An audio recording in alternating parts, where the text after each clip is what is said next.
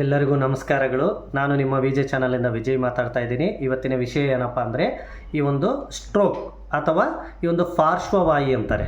ಈ ಪಾರ್ಶ್ವವಾಯು ಅಥವಾ ಸ್ಟ್ರೋಕ್ ಯಾವ ರೀತಿ ಬರುತ್ತಪ್ಪ, ಏನು ಸಮಸ್ಯೆ, ಅದಕ್ಕೆ ಕಾರಣಗಳೇನು, ಅದಕ್ಕೆ ಪರಿಹಾರಗಳೇನು ಅನ್ನೋದು ಸಿಂಪಲ್ಲಾಗಿ ಹೇಳ್ತೀನಿ ಸ್ನೇಹಿತರೆ. ಜಾಸ್ತಿ ಲೆಂತಿ ಹೇಳೋದ್ರಿಂದ ಏನು ಉಪಯೋಗ ಇಲ್ಲ. ಸಿಂಪಲ್ ನಾನು ಈ ಟ್ರಿಕ್ಸನ್ನು ಮೇಂಟೈನ್ ಮಾಡಿದ್ರೆ ಅದನ್ನು ಕಂಟ್ರೋಲಲ್ಲಿ ಇಟ್ಕೋಬೋದು ಸ್ನೇಹಿತರೆ. ಮೊದಲಿಗೆ ಈ ಒಂದು ಸ್ಟ್ರೋಕ್ ಅಂದರೆ ಏನಂತ ತಿಳ್ಕೊಳ್ಳೋಣ. ಸ್ಟ್ರೋಕ್ ಅಂದರೆ ಏನು ಸ್ನೇಹಿತರೆ ಅಂದರೆ, ಸ್ಟ್ರೋಕ್ ಸಂಬಂಧಿಸಿದ್ದು ಯಾವುದಕ್ಕೆಂದರೆ ನಮ್ಮ ದೇಹದ ನರಮಂಡಲದ ವ್ಯವಸ್ಥೆಗೆ ಸಂಬಂಧಪಟ್ಟಿದ್ದು. ನಮ್ಮ ದೇಹದ ಏನು ನರಮಂಡಲ ಇದೆಯಲ್ಲ, ಈ ಇಡೀ ನರಮಂಡಲಕ್ಕೆ ಮಾತ್ರ ಸಂಬಂಧಪಟ್ಟಂತಹ ಸ್ಟ್ರೋಕು. ಈ ನರಮಂಡಲ ಏನು ಕೆಲಸ ಮಾಡ್ತದಪ್ಪ ಅಂದರೆ, ನಮ್ಮ ಮೆದುಳಿದೆಯಲ್ಲ, ಈ ಮೆದುಳು ನಮ್ಮ ಏನು ಸೂಚನೆಗಳು, ಏನು ಆಜ್ಞೆಗಳು, ಏನು ಸನ್ನೆಗಳನ್ನು ಕಳಿಸ್ತದೋ ಆ ಎಲ್ಲ ಸನ್ನೆಗಳು, ಸೂಚನೆಗಳು, ಆಜ್ಞೆಗಳನ್ನು ದೇಹದ ಪೂರ್ತಿ ಕಳಿಸುವಂಥ ಕೆಲಸ ಮಾಡ್ತಿರ್ತದೆ ಸ್ನೇಹಿತರೆ. ಈ ನರಮಂಡಲಕ್ಕೆ ಹಾನಿಯಾದರೆ ಆಟೋಮೆಟಿಕ್ಕಾಗಿ ಈ ಸ್ಟ್ರೋಕ್ ಅಥವಾ ಪಾರ್ಶ್ವವಾಯು ಅಂತ ಬರುತ್ತದೆ ಸ್ನೇಹಿತರೆ. ಈ ಪಾರ್ಶ್ವವಾಯು ಅನ್ನೋದು ಏನು ಸಮಸ್ಯೆ ಅಂದರೆ, ಇಡೀ ಜಾಗತಿಕ ಮಟ್ಟದಲ್ಲಿ ಪ್ರತಿ ದೇಶದಲ್ಲೂ ಕಾಡುತ್ತಿರುವಂತಹ ಒಂದು ದೊಡ್ಡ ಸಮಸ್ಯೆ ಆಗಿದೆ ಸ್ನೇಹಿತರೆ. ಈ ಒಂದು ದೊಡ್ಡ ಸಮಸ್ಯೆ ಆಗಿದೆ. ಯಾವಾಗಪ್ಪ ಆಗತ್ತೆ ಅಂದರೆ, ಮೇನ್ ಮುಖ್ಯವಾಗಿ ಈ ಒಂದು ರಕ್ತ ಸಂಚಾರ ಸ್ಥಗಿತ ಆಗಬಾರ್ದು. ಯಾವಾಗ ಆಗಬಾರ್ದು? ರಕ್ತ ಸಂಚಾರ ನಮ್ಮ ದೇಹದಲ್ಲಿ ಸ್ಥಗಿತ ಆಗಬಾರ್ದು. ಹಾಗೆಯೇ ಈ ರಕ್ತಸ್ರಾವ ಹೆಚ್ಚು ಆಗಬಾರ್ದು.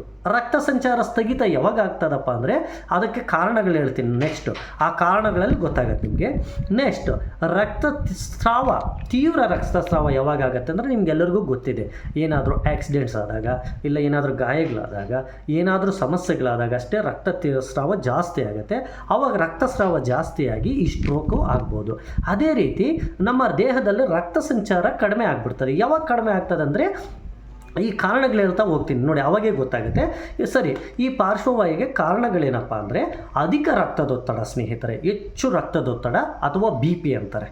ಬ್ಲಡ್ ಪ್ರೆಷರ್ ಜಾಸ್ತಿ ಆಗಬಾರ್ದು. ಬ್ಲಡ್ ಪ್ರೆಷರ್ ಏನಾಗಬಾರ್ದು? ಜಾಸ್ತಿ ಆಗಬಾರ್ದು. ಅದೇ ರೀತಿ ಸಕ್ಕರೆ ಕಾಯಿಲೆನೂ ಮಿತಿ ಮೀರಬಾರ್ದು. ಸಕ್ಕರೆ ಕಾಯಿಲೆನೂ ಜಾಸ್ತಿ ಆಗಬಾರ್ದು ಸ್ನೇಹಿತರೆ. ದೇಹದ ತೂಕ ಅತಿಯಾಗಿರಬಾರ್ದು ಸ್ನೇಹಿತರೆ. ದೇಹದ ತೂಕ ನಮ್ಮ ಹೈಟಿಗೆ ಸಂಬಂಧಪಟ್ಟಂತೆ ಇರಬೇಕು ದೇಹ. ಮತ್ತು ನಮ್ಮ ಹೊಟ್ಟೆ ನಮ್ಮ ಮೂಗಿಗೆ ಕರೆಕ್ಟಾಗಿರ್ಬೇಕು ಸ್ನೇಹಿತರೆ. ನಮ್ಮ ಮೂಗು ಎಷ್ಟು ಹೊರಗಡೆ ಇದೆಯೋ ನಮ್ಮ ಹೊಟ್ಟೆನೂ ಅಷ್ಟೇ, ನಮ್ಮ ಮೂಗಿಗೂ ಹೊಟ್ಟೆಗೂ ಸಮ ಇರಬೇಕು. ಆವಾಗ ನಮ್ಮ ದೇಹ ಆರೋಗ್ಯವಾಗಿದೆ ಅಂತ.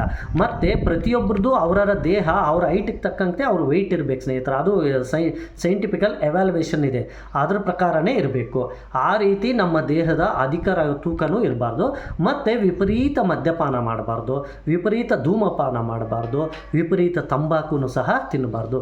ಈ ಎಲ್ಲ ಕಾರಣಗಳಿಂದ ಏನಾಗತ್ತಪ್ಪ ಅಂದರೆ, ನಮ್ಮ ಈ ಒಂದು ಅಧಿಕ ರಕ್ತದೊತ್ತಡ ಆಗಲಿ, BP ಶುಗರ್ ಆಗಲಿ, ಮತ್ತು ಅಧಿಕ ತೂಕ ಆಗಲಿ, ಈ ಒಂದು ಬ್ಯಾಡ್ ಹ್ಯಾಬಿಟ್ಸ್ ಆಗಲಿ, ಇವುಗಳು ಜಾಸ್ತಿ ಆದಾಗ ಏನಾಗುತ್ತೆ, ನಮ್ಮ ದೇಹದಲ್ಲಿ ರಕ್ತ ಒಂದು ಸಂಚಾರ ಕಡಿಮೆ ಆಗಿಬಿಡ್ತದೆ ಸ್ನೇಹಿತರೆ.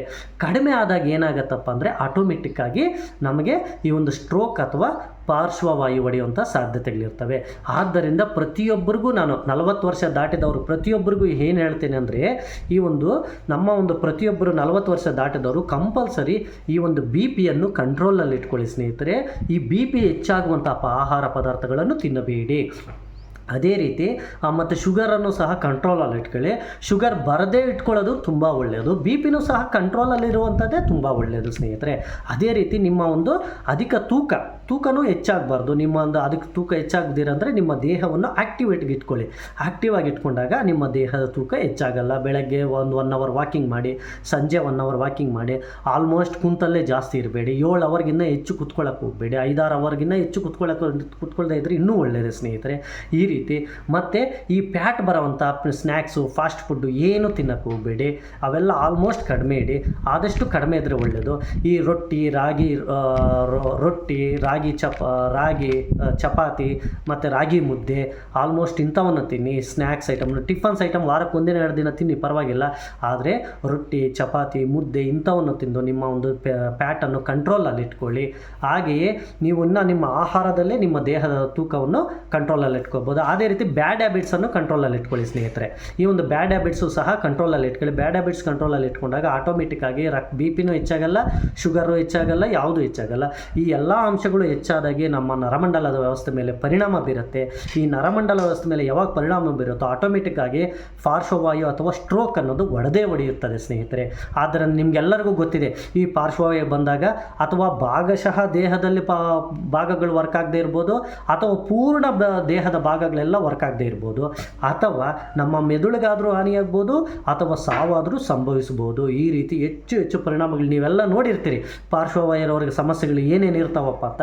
ಆದ್ದರಿಂದ ಪ್ರತಿ 40 ವರ್ಷ ಮೇಲ್ಪಟ್ಟವರು BP-ಯನ್ನು ಕಂಟ್ರೋಲಲ್ಲಿ ಇಟ್ಕೊಳ್ಳಿ, ಶುಗರನ್ನು ಕಂಟ್ರೋಲಲ್ಲಿ ಇಟ್ಕೊಳ್ಳಿ, ತೂಕವನ್ನು ಕಂಟ್ರೋಲಲ್ಲಿ ಇಟ್ಕೊಳ್ಳಿ, ಮದ್ಯಪಾನ, ಧೂಮಪಾನ, ತಂಬಾಕುಗಳಿಂದ ವಿಮುಕ್ತರಾಗಿರಿ.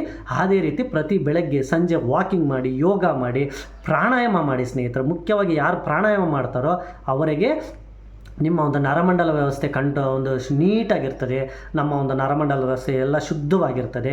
ಅದೇ ರೀತಿ ಪ್ರಾಣಾಯಾಮ ಮಾಡೋದಂದ್ರೆ ಪ್ರಾಣ ಆಯುಸ್ಸು ಸಹ ಹೆಚ್ಚಾಗುತ್ತದೆ, ಆರೋಗ್ಯನೂ ಸಹ ಚೆನ್ನಾಗಿರ್ತದೆ.